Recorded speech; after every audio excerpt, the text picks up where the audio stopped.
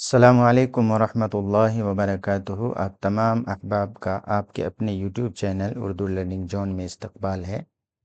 آج ہم بہار بورڈ کے 12th کلاس کے پرچہ کو حل کرنے والے ہیں۔ یہ سارے سوالات ان لوگوں کے لیے بہت ہی مفید ثابت ہونے والی ہے جن کو اردو سبجیکٹ میں کراس لگ گیا ہے اور ان کو پاس آؤٹ ہونے کے لیے دوبارہ ایگزام سے گزرنا پڑے گا۔ تو چلیے شروع کرتے ہیں۔ یہاں بتایا گیا ہے کہ درج ذیل معروضی سوالات میں سے صرف 50 سوالات کے درست جواب چن کر لکھیے۔ 50 سے زیادہ جواب دینے پر شروع کے ہی 50 سوالات جانچ کیے جائیں گے۔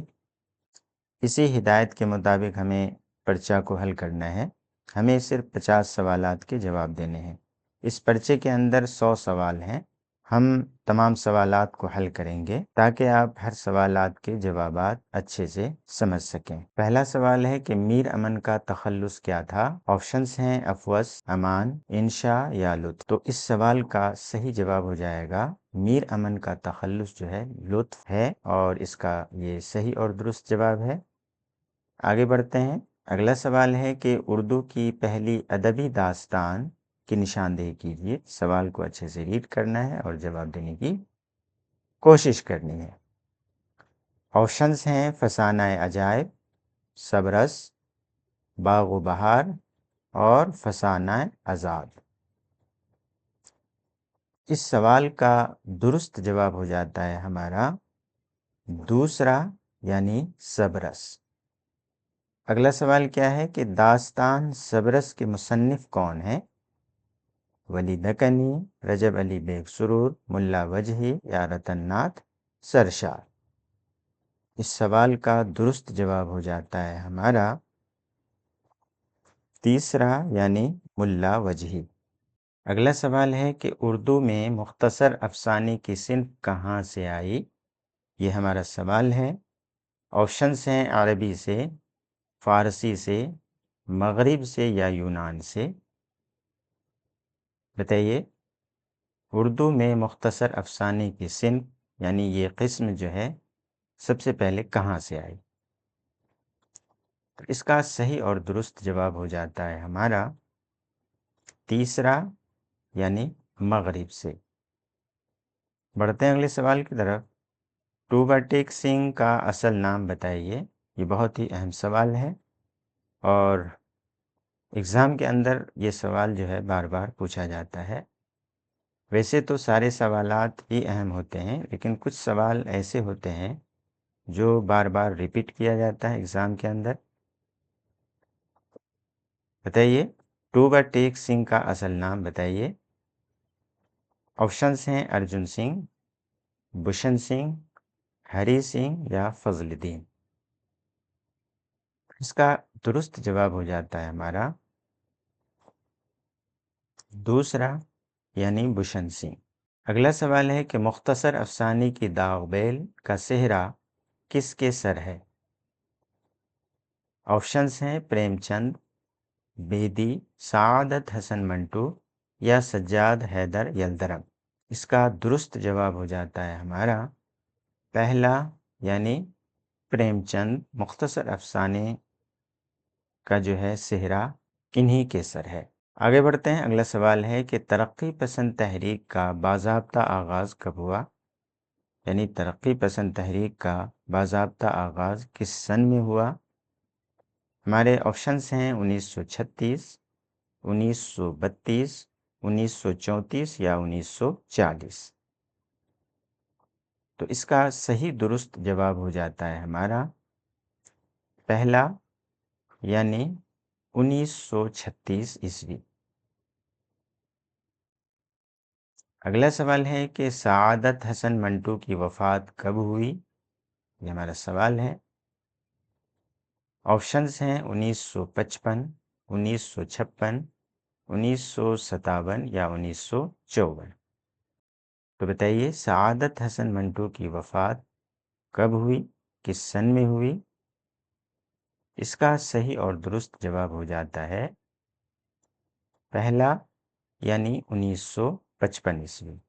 اس طرح کے سوالات جو تاریخ پیدائش، تاریخ وفات سے ریلیٹڈ ہوتا ہے، وہ بہت ہی ٹف ہوتا ہے، تو اس کو جو ہے آپ نوٹ کر لیں تو آپ کے لیے بہتر ہوگا۔ اگلا ہے، پرامس کس کا افسانہ ہے؟ شکیلہ اختر، جیلانی بانو، عصمت چغتائی یا شفیع جاوید؟ اس سوال کا درست جواب ہو جاتا ہے ہمارا دوسرا، یعنی جیلانی بانو۔ آگے پوچھا ہے کہ پرامس کیا ہے، یعنی کون سی صنف ہے؟ ناول ہے، ڈرامہ ہے، افسانہ ہے یا مثنوی ہے؟ اس کا صحیح اور درست جواب ہو جاتا ہے ہمارا تیسرا، یعنی پرامس جو ہے یہ افسانہ ہے۔ اگلا سوال ہے، سحر البیان کیا ہے؟ مثنوی ہے، رباعی ہے، ناول ہے یا قصیدہ ہے؟ بہت ہی اہم سوال ہے، بتائیے سحر البیان کیا ہے؟ اس کا جواب ہو جاتا ہے ہمارا پہلا، یعنی یہ جو ہے سحر البیان یہ مثنوی ہے۔ آگے بڑھتے ہیں، اگلا سوال ہے، نظم جدید کے ارتقاء میں کس انجمن کی تاریخی اہمیت ہے؟ یہ بہت ہی اہم سوال ہے۔ ہمارے آپشنس ہیں انجمن پنجاب، ادبی انجمن، انجمن حمایت اسلام یا انجمن ترقی اردو؟ بتائیے اس سوال کا درست جواب کون سا ہے؟ اس کا صحیح اور درست جواب ہو جاتا ہے ہمارا پہلا، یعنی انجمن پنجاب۔ اگلا سوال ہے کہ درج ذیل شعراء میں سے کس کا تعلق فلموں سے رہا ہے؟ شاد عظیم آبادی، غالب، اقبال یا ساحر لدھیانوی؟ اس کا درست جواب ہو جاتا ہے ہمارا چوتھا، یعنی ساحر لدھیانوی ایک ایسے شاعر ہیں جس کا تعلق فلموں سے بھی رہا ہے۔ اگلا سوال ہے کہ گریز کا تعلق کس صنف شاعری سے ہے؟ ہمارے پاس آپشنس ہیں غزل، مرثیہ، رباعی یا قصیدہ۔ اس کا درست جواب ہمارا ہو جاتا ہے چوتھا، یعنی قصیدہ۔ اگلا سوال کیا ہے کہ ان میں سے کون اردو شاعری کے عہد زرعی کا شاعر ہے؟ یہ ہمارا سوال ہے۔ جواب کیا ہے اس کو ہمیں بتانا ہے۔ آپشنس ہیں ولی دکنی، سودا، بشیر بدر، فیض احمد فیض۔ چار آپشنس ہیں، بتائیے اس کا درست جواب کیا ہونا چاہیے؟ اس کا درست جواب ہے ہمارا دوسرا، یعنی سودا۔ آگے بڑھتے ہیں، راسخ کی پیدائش کہاں ہوئی؟ لکھنؤ، مرشد آباد، گیا یا عظیم آباد؟ اس کا درست جواب کیا ہوگا؟ اس کا صحیح اور درست جواب ہے ہمارا چوتھا، یعنی عظیم آباد۔ راسخ کی پیدائش جو ہے عظیم آباد میں ہوئی۔ بڑھتے ہیں اگلے سوال کی طرف کہ زلف تیری ہے موج جمنا کی، اس مصرع کا شاعر کون ہے؟ ایک مصرع ہے اور ہمیں یہ بتانا ہے کہ اس مصرع کا شاعر کون ہے، لکھنے والا کون ہے۔ آپشنز ہیں درد، ولی دکنی، ملا وجہی یا نصرتی؟ اس کا درست جواب ہو جاتا ہے ہمارا دوسرا، یعنی ولی دکنی۔ یہ سارے سوالات بہت ہی اہم ہیں، لہٰذا ہمیں کسی بھی سوال کو مس نہیں کرنا ہے اور ویڈیو کو لاسٹ تک دیکھنا ہے۔ اگلا سوال کیا ہے کہ ولی دکنی کی تاریخ وفات کیا تھی؟ یعنی کس سن میں ان کی وفات ہوئی؟ آپشنس ہیں 1707 عیسوی، 1720، 1725 یا ان میں سے کوئی بھی نہیں۔ اس کا درست جواب ہو جاتا ہے ہمارا دوسرا، یعنی 1720 عیسوی۔ بڑھتے ہیں اگلے سوال کی طرف۔ سوال کیا ہے، مجاز کا علاج کس پاگل خانے میں ہوا؟ آگرہ، بمبئی، رانچی یا ان میں سے کوئی نہیں؟ تو اس کا درست جواب ہو جاتا ہے ہمارا تیسرا، یعنی رانچی۔ اگلا سوال، دبستان دکن کے سب سے بڑے غزل گو شاعر کون ہیں؟ ولی دکنی، غواسی، قلی قطب شاہ یا ابن نشاطی؟ بتائیے، اس سوال کا درست جواب بتائیے۔ اس کا صحیح اور درست جواب ہو جاتا ہے ہمارا پہلا، یعنی ولی دکنی دبستان دکن کے سب سے بڑے غزل گو شاعر ہیں۔ اگلا سوال کیا ہے کہ درد ذیل میں دکن کا مشہور شاعر کون ہے؟ نصرتی، آتش، فائز یا ذوق؟ اس کا جواب ہمارا کیا ہوگا؟ پہلا، یعنی نصرتی۔ اگلا سوال کیا ہے کہ ساتھی ہاتھ بڑھانا کس شاعر کا گیت ہے؟ یعنی کس نے لکھا ہے؟ اس کا جواب ہمیں ڈھونڈنا ہے۔ آپشنز ہیں شکیل بدایونی، ساحر لدھیانوی، مجروح سلطان پوری یا سردار جعفری؟ اس کا درست جواب ہمیں بتانا ہے۔ بتائیے اس کا صحیح اور درست جواب کیا ہوگا؟ اس کا درست جواب ہے ساحر لدھیانوی۔ اگلا ہے، گریز کا تعلق کس صنف شاعری سے ہے؟ اس سوال کو ریپیٹ کیا گیا ہے۔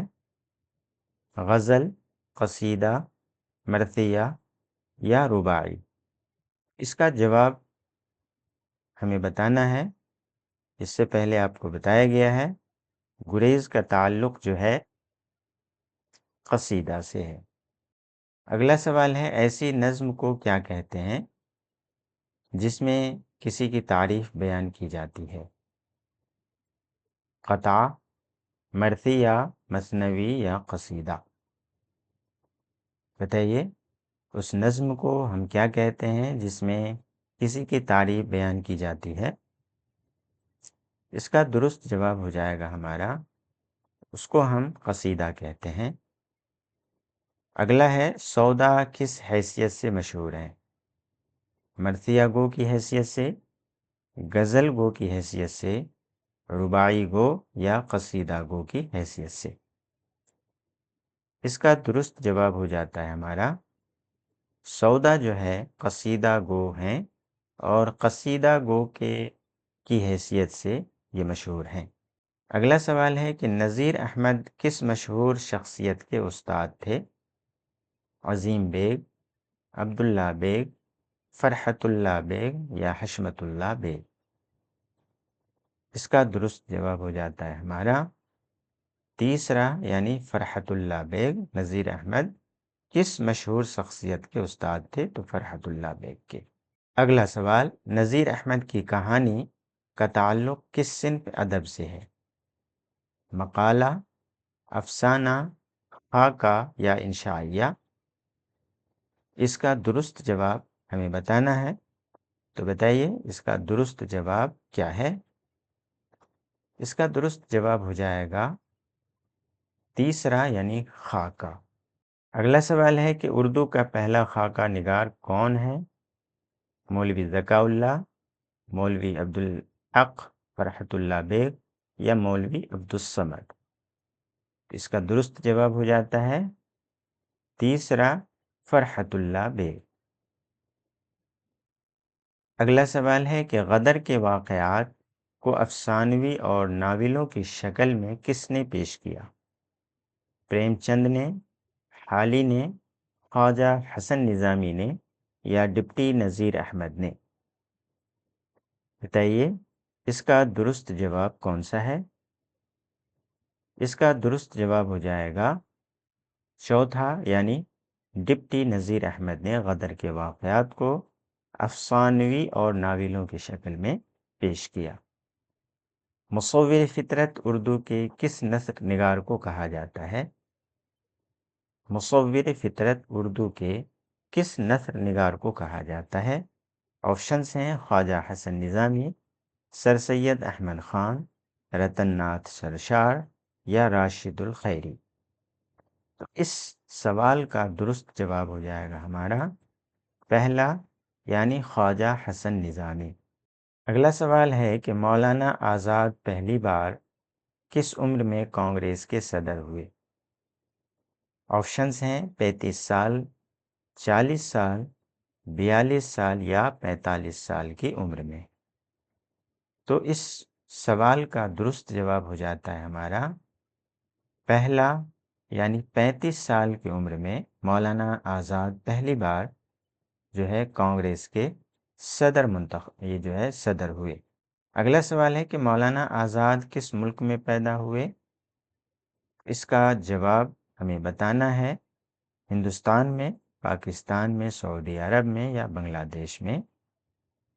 تو اس کا درست جواب ہو جاتا ہے ہمارا تیسرا، یعنی سعودی عرب، مکہ کے اندر جو ہے مولانا آزاد پیدا ہوئے۔